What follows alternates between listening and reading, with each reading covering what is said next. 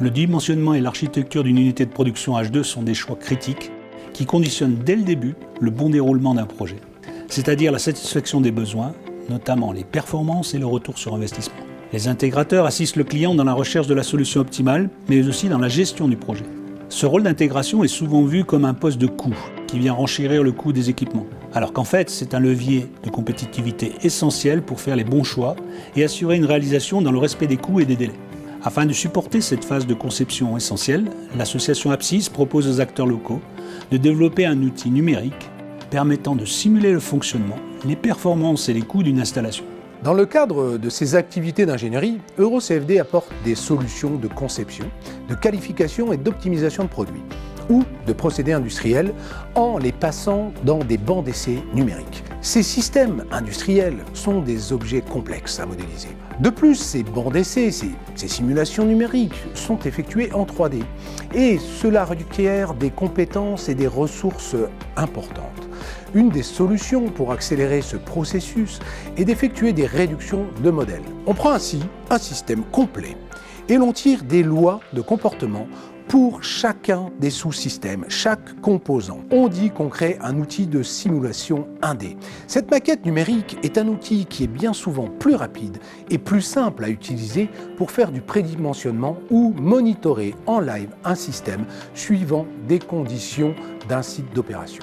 La maquette numérique développée dans ce projet est un outil de simulation en une dimension permettant en phase amont des projets de proposer des scénarios d'architecture, d'installation en partant du besoin de l'exploitant.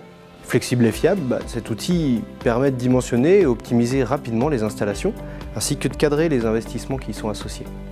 En phase d'étude, sommaire et de détail, cet outil permet de tester différentes stratégies d'implantation physique en s'appuyant sur une bibliothèque de composants existants ou développables. De plus, il sera possible de définir précisément les couches fonctionnelles du contrôle commande à déployer pour gérer le système dans son ensemble. En phase d'exploitation, la maquette numérique vise à avoir le rôle d'un système intelligent permettant d'optimiser l'utilisation de l'exploitation en gérant l'intermittence des énergies vertes en entrée ou la variabilité de la demande en hydrogène en sortie, ainsi que de permettre de simuler une évolution de l'unité comme l'intégration de nouvelles sources d'énergie ou de stockage tampon. La valeur ajoutée de ce projet réside dans une optimisation de l'implantation des unités et du temps d'étude associé, en plus de proposer flexibilité et évolutivité.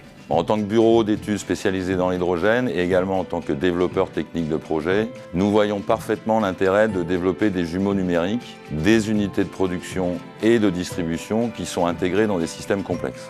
L'ensemble des éléments qui peuvent être développés dans un jumeau numérique, qui va représenter l'unité finalement mise en œuvre, permettent d'en optimiser la conduite et d'évaluer les adaptations possibles à une évolution du projet, que ce soit parce qu'il y a des changements des profils de consommation ou l'addition d'une nouvelle station de distribution à proximité par exemple, ou même dans le cas où on injecte une nouvelle source d'énergie électrique, la mise en production d'un champ photovoltaïque par exemple, associé à une batterie.